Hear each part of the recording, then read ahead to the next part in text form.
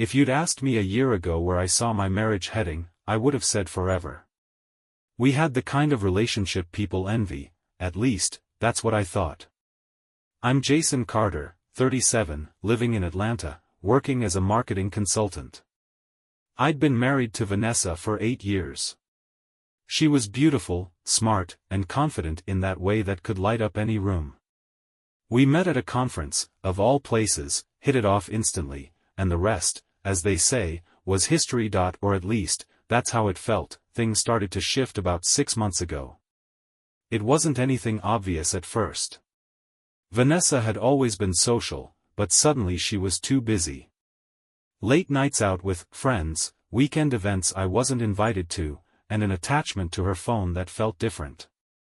I'd catch her smiling at texts, but when I asked who it was, she'd brush it off with, "Just Sarah from work."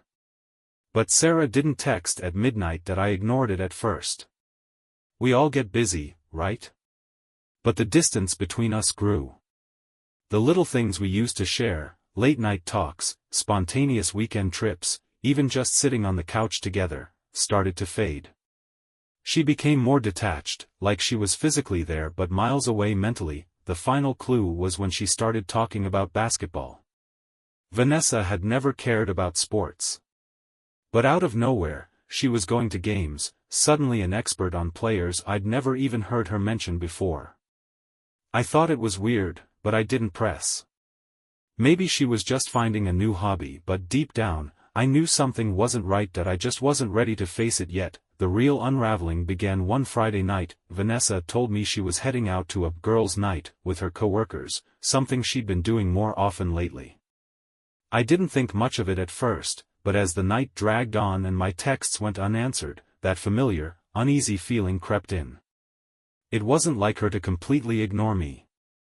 I tried to brush it off. Maybe her phone died, maybe they were just out somewhere loud, but my gut wasn't buying it. Around midnight, I decided to go to bed, but as I walked past her office, I noticed her laptop was open. Vanessa usually kept it closed and password protected, but tonight it was just sitting there, screen glowing in the dark. That I hesitated. That I wasn't the kind of guy to snoop.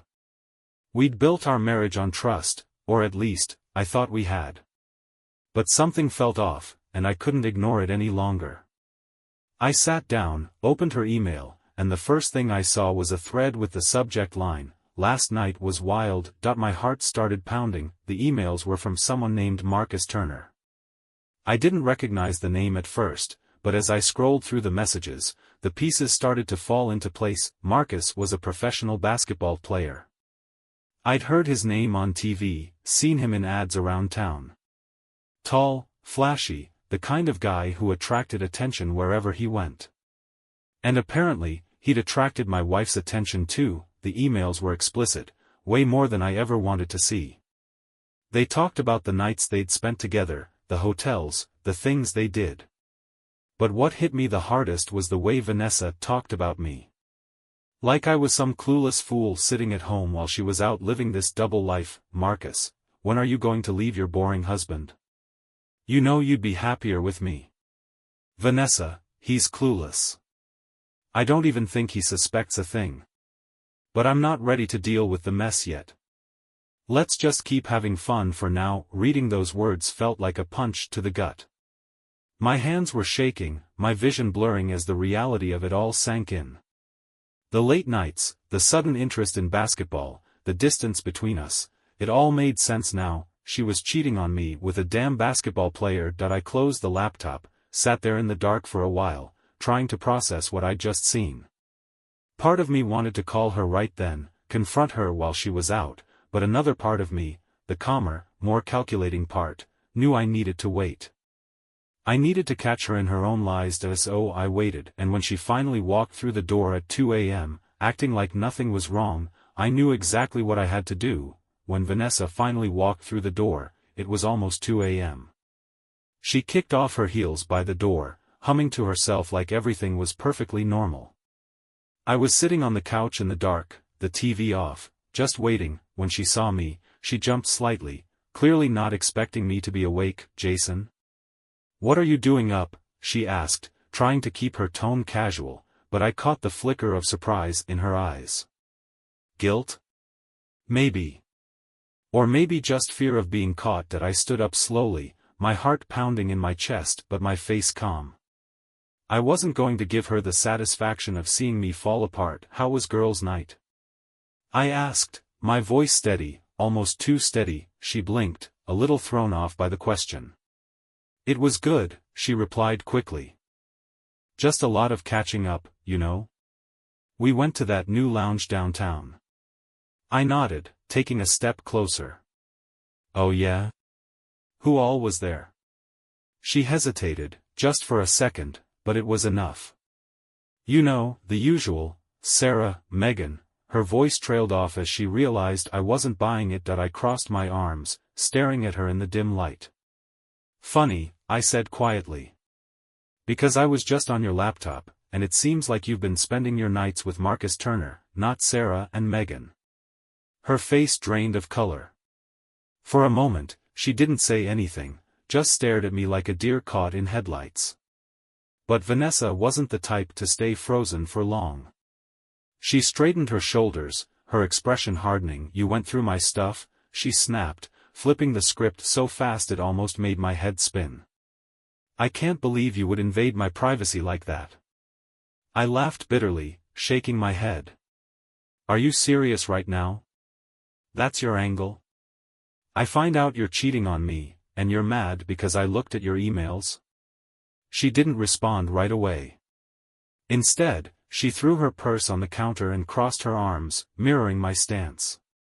It's not what you think, she finally muttered. That I took a step closer, my voice dropping. Oh really? Because from where I'm standing, it looks exactly like you've been sneaking around with some basketball player behind my back. She rolled her eyes, like I was the one being unreasonable. It was just sex, Jason. It didn't mean anything. Those words hit harder than any punch could. Just sex. Like that made it better. Like the betrayal wasn't as deep because there weren't feelings involved, so that makes it okay? I asked, my voice rising now. You've been lying to me for months, sneaking out, coming home late, and you think it's fine because it didn't mean anything? She shrugged, her face cold. We've been in a rut for a while, Jason. You know it. Things got boring. I needed something different. I stared at her, trying to find a trace of the woman I married. But she wasn't there. She'd been replaced by someone I didn't recognize, someone selfish, someone cruel. You've destroyed everything, I whispered, more to myself than to her. She scoffed, grabbing a glass from the cabinet. Stop being so dramatic. It's not like I'm in love with him. It was just fun. You're overreacting. Overreacting, that was it for me. I grabbed my keys off the counter, heading for the door. She called after me, but I didn't turn around. That I wasn't going to give her another second of my time, not after this. That I didn't know where I was going when I walked out that door. I just knew I couldn't be in that house, not with her. The cool night air hit me like a slap, but it didn't clear my head. My mind was a mess, thoughts racing, emotions colliding in ways I couldn't untangle. I drove aimlessly for a while, letting the city blur past me. The same streets I'd driven 1,000 times felt unfamiliar, like the world had shifted just enough to throw me off balance. Every stoplight, every turn, felt heavy, like I was carrying the weight of what just happened on my shoulders. I ended up at Ethan's place. He'd been my best friend since college, the guy who'd seen me through breakups, job changes, every high and low. If anyone could make sense of this, it was him. I knocked on his door, and when he opened it, I didn't even have to say anything. One look at my face, and he knew something was wrong. Man, what happened? He asked, stepping aside to let me in. I sank onto his couch, running my hands through my hair. I felt like I was going to explode if I didn't get it out. It's Vanessa, I finally said, my voice hoarse. She's been cheating on me. Ethan's eyes widened, his expression shifting from shock to anger in seconds. What? With who? I let out a bitter laugh. A freaking basketball player. Marcus Turner. He sat down across from me, shaking his head. You've got to be kidding me. I wish I was dead. I told him everything, how I found the emails, the confrontation, the way she brushed it off like it was nothing. Saying it out loud made it feel more real, but it didn't make it hurt any less. Ethan didn't try to sugarcoat it. He didn't tell me it would be okay or that things would get better. He just listened, nodding, letting me vent until I felt like I could breathe again. What are you going to do? He asked after a while that I stared at the floor, feeling the weight of that question. I didn't have an answer. Part of me wanted to fight for our marriage, to find some way to fix the mess she'd made. But another part of me, the louder part, knew it was over. You don't come back from something like this. I don't know, I admitted. But I can't go back there. Not tonight. Ethan nodded, standing up. You're staying here. No argument. I didn't argue. I couldn't. I was too tired, too drained to even think straight. That night, lying on Ethan's couch, I stared at the ceiling, replaying everything in my head. The way Vanessa looked at me when I confronted her, the coldness in her eyes, the way she shrugged off my pain like it was an inconvenience. It wasn't just the cheating that broke me. It was the realization that the woman I loved, the woman I thought I'd spend my life with, didn't respect me enough to even pretend to be sorry, and that was the hardest pill to swallow. The next morning, I woke up to sunlight streaming through the blinds, but it didn't bring any clarity. The weight was still there, pressing down on my chest, reminding me that my life as I knew it was over, but beneath all the pain, all the anger, there was something else. A spark, the first flicker of understanding that I deserved better. I didn't know what the next step was, but I knew one thing for sure: I wasn't going to let her betrayal define me, not anymore. The next morning, the sunlight streaming through Ethan's blinds felt almost offensive. It was too bright, too warm for the storm brewing inside me. I sat on the edge of his couch, staring at my phone, expecting something. A message from Vanessa, a call, an apology, anything that showed some kind of remorse, but there was nothing, not a single text, and that silence spoke louder than any words ever could. Ethan came out of his room, rubbing the sleep from his eyes. He took one look at me and tossed me a coffee without saying a word. That's why we were friends. He didn't push. He just got it. You sleep at all? He asked, settling into the chair across from me. I shook my head, staring into the black coffee like it held the answers I didn't have. Barely. I kept replaying everything in my head. Like, was there a sign I missed? Could I have done something different? Ethan sighed, leaning forward. Man, you can't go down that road. This isn't on you. She made her choice. I nodded, but his words felt hollow. It's easy for someone on the outside to see things clearly, but when you're in it, when it's your life falling apart, you can't help but question everything. After a while, I knew I couldn't just sit there. I needed to do something, anything, to keep from losing my mind. So, I decided to go back to the house. I wasn't ready to face Vanessa, but I needed clothes, my laptop, my life. Ethan offered to come with me, but I told him no. This was something I had to do alone. When I pulled into the driveway, my heart was pounding in my chest. The house looked the same, but it felt foreign, like I was walking into a stranger's home. I stood at the front door for a moment, taking a deep breath before unlocking it and stepping inside. The air was thick, heavy with tension. I half expected to find Vanessa there, but the house was empty.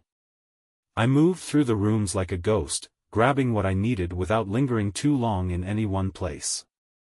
The framed photos on the walls felt like they were mocking me, images of a life that no longer existed. When I got to the bedroom, I stopped. The bed was made, the room tidy, like nothing had happened. But I knew. I could feel it in the walls, in the silence. I opened the closet and pulled out my suitcase, throwing in clothes without thinking. That's when I saw it. A small box tucked into the corner of the closet. Curious, I pulled it out and opened it. Inside were letters, from him. From Marcus. They weren't just about sex.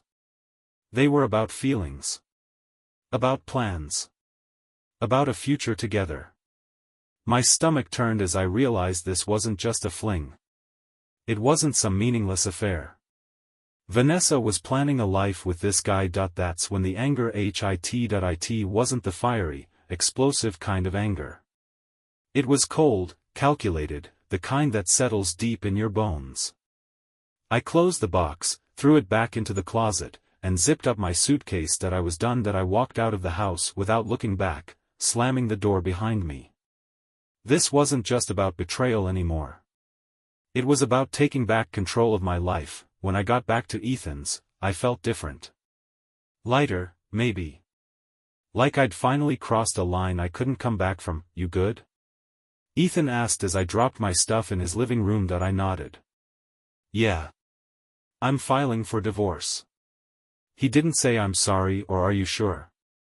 He just nodded, handing me another coffee because he knew, sometimes, the hardest part isn't the betrayal itself. It's realizing the person you loved never really existed and it's time to start over. Filing for divorce wasn't as dramatic as I thought it would be. No fireworks, no emotional breakdown in the lawyer's office. Just paperwork, cold, sterile, and painfully straightforward. Lisa, my attorney, was calm and efficient, flipping through the forms like it was just another day at the office. For her, it probably was.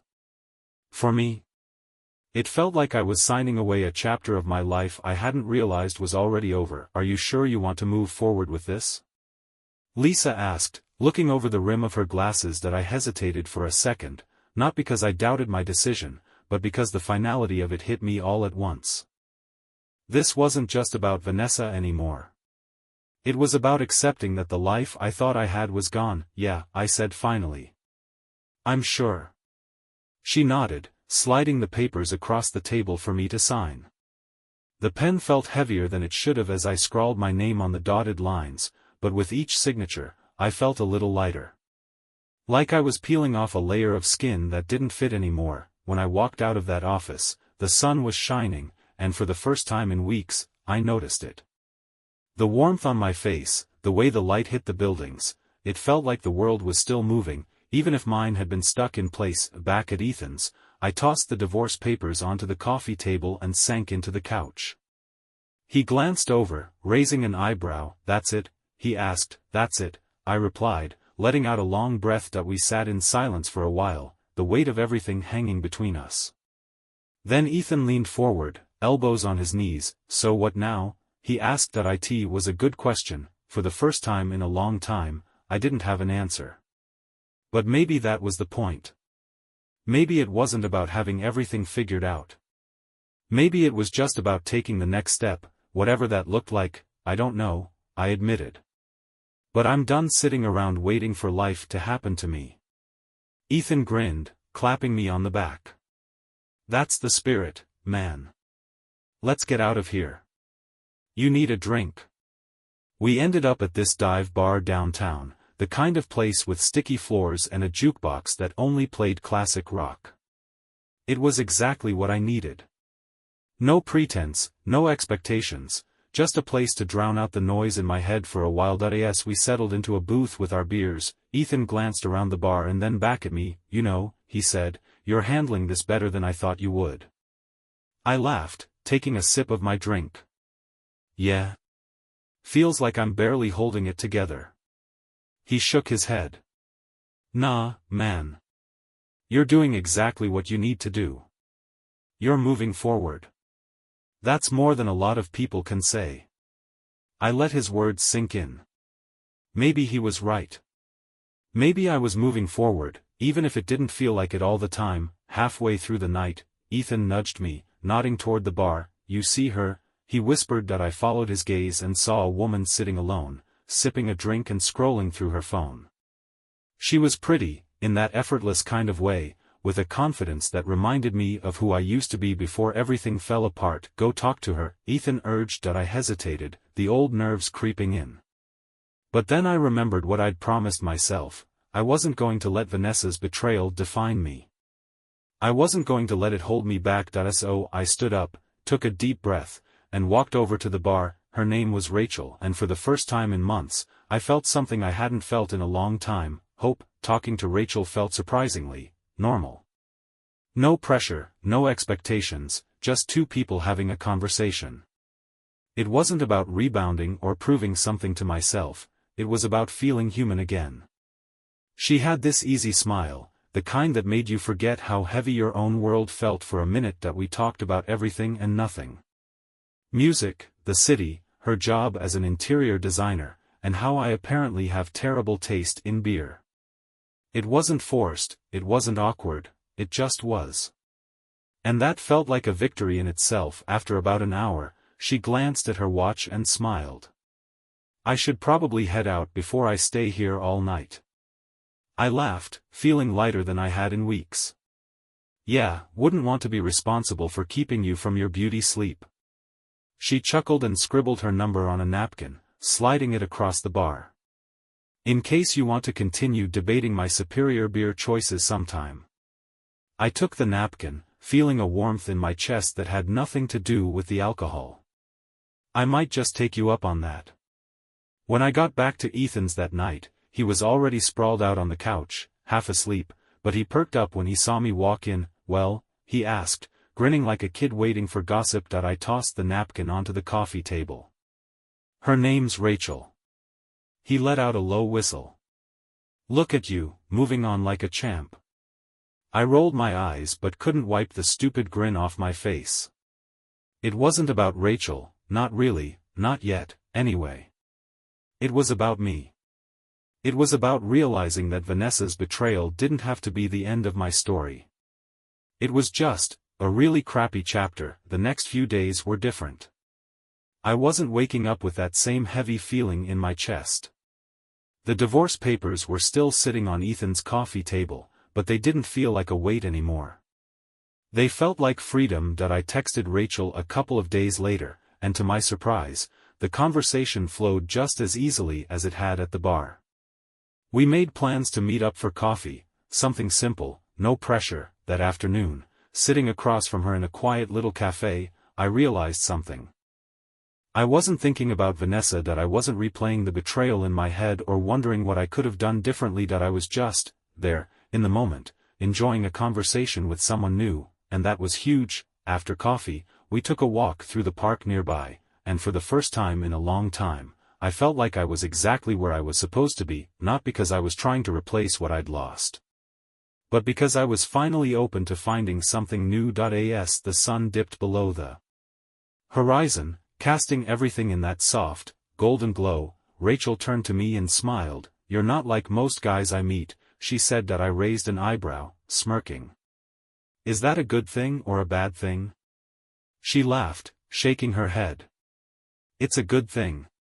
And in that moment, I realized something even more important. I wasn't like most guys. I'd been broken, but I was learning how to put myself back together, and for the first time in a long time, I was excited to see what came next. The days after that coffee with Rachel felt like stepping into a new version of myself.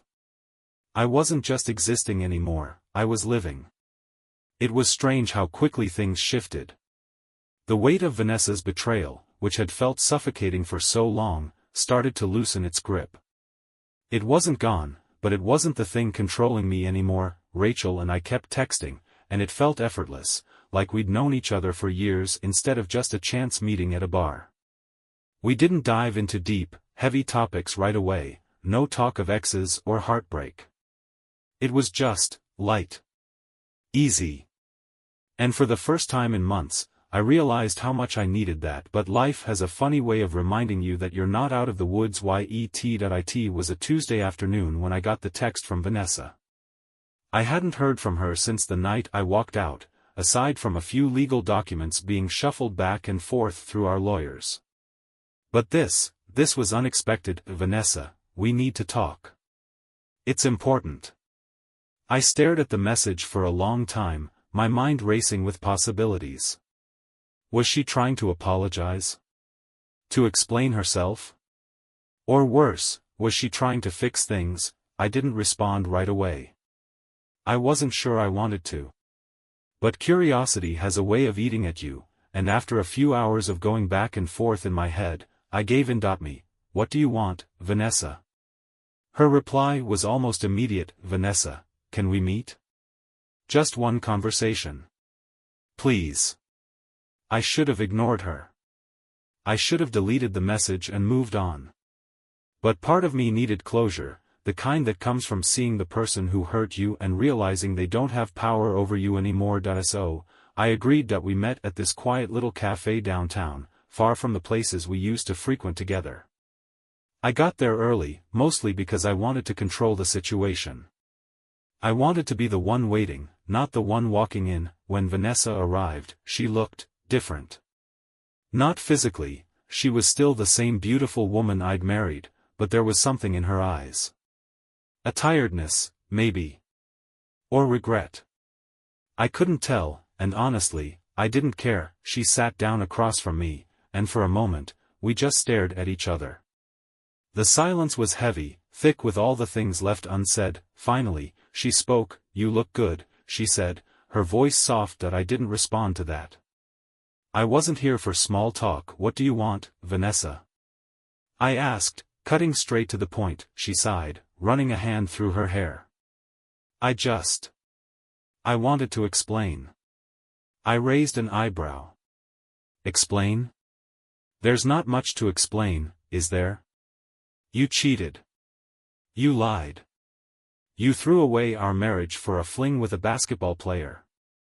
Her face flushed, and for a brief second, I saw a flicker of guilt. But it faded quickly. "It wasn't just a fling," she admitted, her voice barely above a whisper. "I thought I wanted something different. I don't know." I shook my head, laughing bitterly. "You don't know? That's your excuse?" She looked down at her hands, fidgeting with the ring she still wore on her finger. I noticed that, and it made my blood boil. Why was she still wearing it? What was the point? "I made a mistake," she whispered. "A huge one. And I'm sorry, Jason. I know that doesn't fix anything, but I needed you to hear it." I sat back in my chair, staring at her. The woman I'd once planned a future with. The woman who'd ripped my heart out without a second thought. "You're right," I said finally. "It doesn't fix anything." She nodded slowly, as if she expected that. But then she looked up, her eyes meeting mine with an intensity one hadn't seen in a long time. "Are you seeing someone?" she asked suddenly. The question threw me off for a second.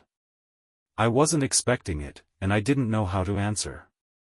But then I realized, it didn't matter. "Yeah," I said simply. "I am." Her face twitched, just slightly. It wasn't much, but it was enough. Enough to let me know that, despite everything, she wasn't as unaffected as she pretended to be.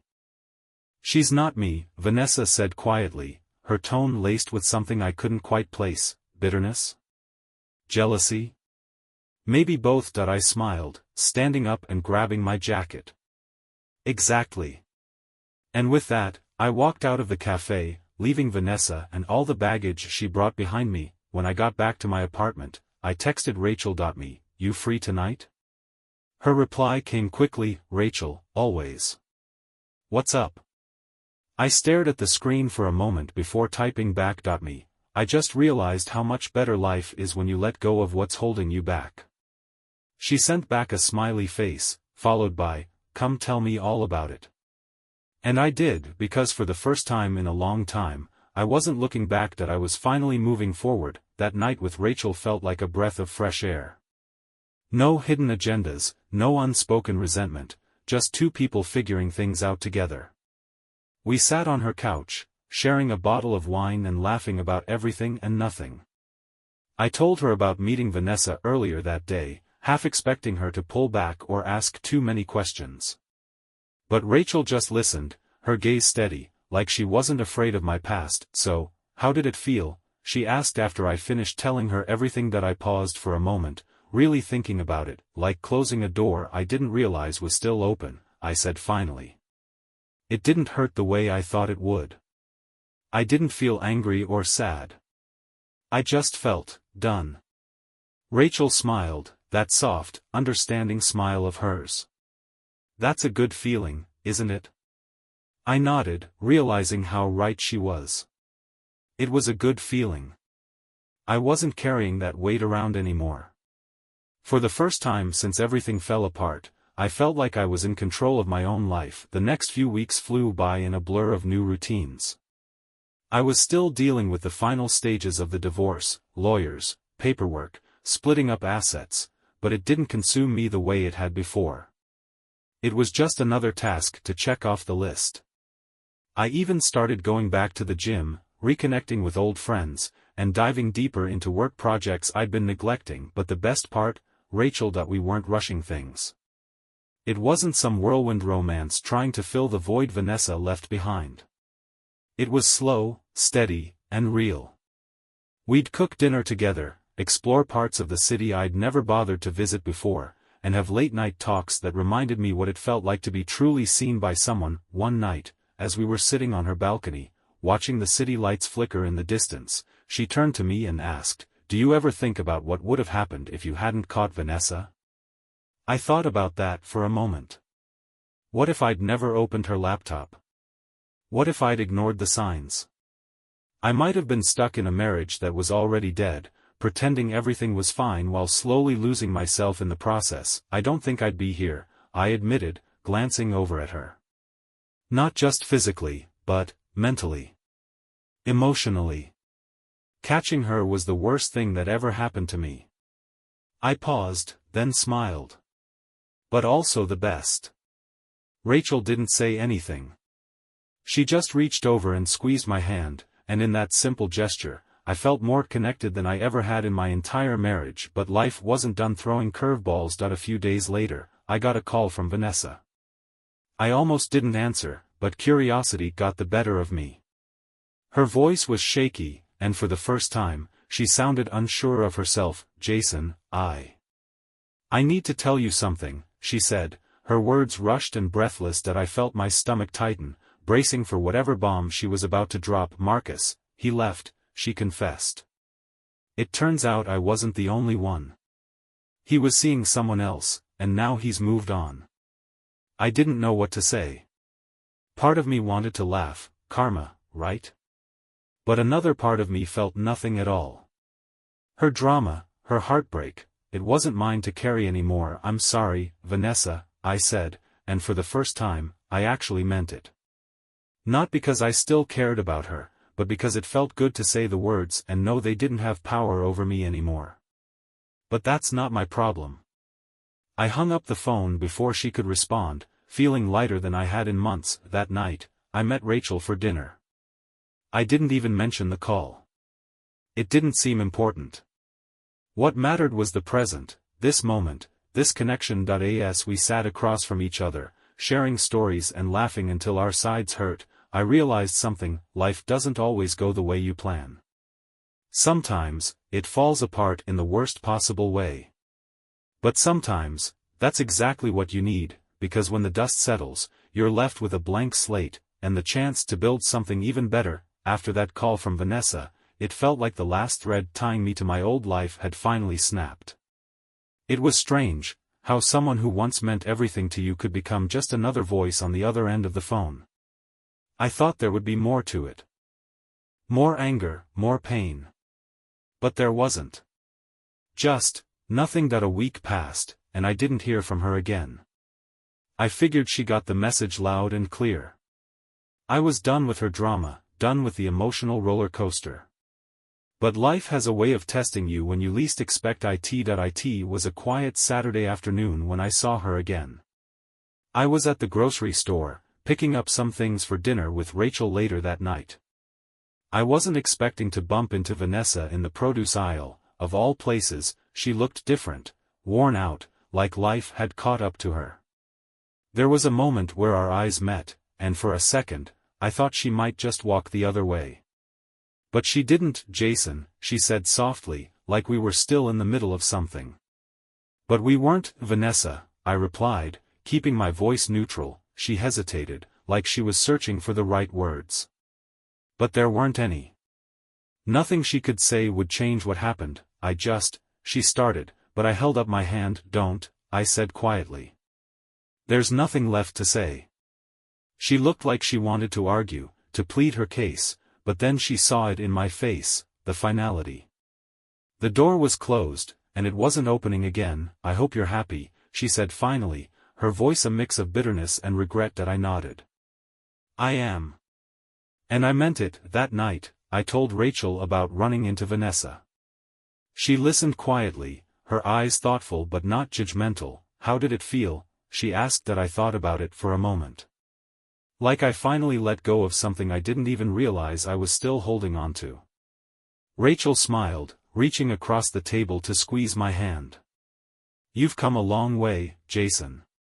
And she was right. The man I was when Vanessa cheated on me? He was angry, broken, lost. But now? Now I was someone who understood that pain isn't the end of the story. It's just part of it. The divorce was finalized a few weeks later. I signed the last of the papers, sent them off, and that was it. No fanfare, no dramatic goodbye. Just a clean break. Ethan and I celebrated the next night with a couple of beers at our usual spot. He raised his glass, grinning like the idiot best friend he's always been. To new beginnings, he said. That I clinked my glass against his. To new beginnings. And for the first time in a long time, I wasn't looking back. That I was looking forward. Months passed, and the chaos that once felt like my entire world faded into the background. The divorce papers were just another file in a drawer now, and Vanessa? She was nothing more than a lesson learned, a closed chapter in a book I no longer needed to reread. The future? That was mine to write, and this time, I was holding the pen. Life wasn't perfect, but it was mine again. I'd settled into my new apartment, a cozy space that felt like home in a way the house with Vanessa never did. The walls were decorated with things that made me happy, not compromises or reminders of a life that wasn't real. And Rachel? She wasn't just a part of my life now, she was helping me build something new. One evening, as we sat on my balcony overlooking the city, I realized how far I'd come. The skyline stretched out in front of us, the city lights flickering like little beacons of hope. Rachel leaned into me, her head resting on my shoulder, and for the first time, I wasn't thinking about the past. That I was thinking about the future. You ever think about how we got here? I asked, my voice low. She smiled, her fingers tracing small circles on my arm. Sometimes. But I think it's less about how we got here and more about where we're going. And she was right. The betrayal, the heartbreak, the anger, it was all just part of the journey. Painful, yes. But necessary. Because without it, I wouldn't have discovered the strength I didn't know I had. I wouldn't have realized that letting go isn't about giving up, it's about making space for something better. A few weeks later, I found myself back at the same bar where I first met Rachel. It wasn't planned, just one of those nights where life circles back to show you how far you've come. I sat at the counter, nursing a drink, and thought about everything that had happened, the good, the bad, the downright ugly. But instead of feeling bitter, I felt grateful. Grateful for the pain that taught me resilience. Grateful for the loss that made room for something real. Rachel joined me a little later, sliding onto the stool next to me with that easy smile that had pulled me in from the start. You ready? She asked, her eyes shining with excitement for the night ahead. I looked at her, really looked at her, and felt a warmth spread through my chest. Yeah, I said, setting my glass down. I'm more than ready. And I wasn't just talking about the night. I was talking about life, because sometimes, the worst things that happen to you end up leading you exactly where you're supposed to be. And this time, I was right where I belonged. Life has a funny way of surprising you when you least expect it. A year ago, I was sitting in Ethan's apartment, staring at a future I thought had been ripped away from me. Now, here I was, living a life I never saw coming, but one that felt more mine than anything before. A few months after that night at the bar with Rachel, something unexpected happened. I got an invitation in the mail. At first, I thought it was a mistake, but no, it was from Vanessa. A simple, embossed card inviting me to her housewarming party. Housewarming, as if the disaster she left behind had been nothing more than an old piece of furniture she was replacing. I laughed when I read it. I wasn't angry. I wasn't even surprised. That was just Vanessa, pretending everything was fine, like her life hadn't imploded because of her own choices. She'd moved on to a new house, probably a new man, but she couldn't resist trying to prove something to me. Look how great I'm doing, Jason, but here's the thing, I didn't care that I tossed the invitation in the trash without a second thought. Later that night, Rachel and I were sitting on the couch, binge-watching some terrible reality show we'd both become obsessed with. I told her about the invitation, expecting her to roll her eyes or make some sarcastic comment. Instead, she just smiled, leaning her head against my shoulder. "She's still trying to get your attention. That says more about her than it does about you." I wrapped my arm around her, feeling that familiar sense of peace settle over me. "Yeah. It's kind of sad, actually." Rachel looked up at me, her eyes soft but steady. "You're really over it, aren't you?" And I realized I was. Completely. The betrayal, the heartbreak, the anger, they were all chapters in my story, but they didn't define me anymore. They were just the storm I had to weather to find my way here, with Rachel, with myself. A few weeks later, Rachel and I took a weekend trip to the coast. It wasn't anything extravagant, just a little escape from the city, a chance to breathe and soak in the simplicity of life. We walked along the beach, the waves crashing at our feet, and for the first time, I felt like I wasn't carrying any of the old baggage with me. As we sat by the water, watching the sun dip below the horizon, Rachel turned to me with that mischievous grin I'd come to love. "So, what's next for us, Mr. Carter?" she teased, bumping her shoulder against mine. That I thought about it for a moment. "The future stretching out in front of me like that endless ocean, whatever we want," I said, smiling back, because that was the truth. The past didn't own me anymore. The future? That was mine to write, and this time, I was holding the pen.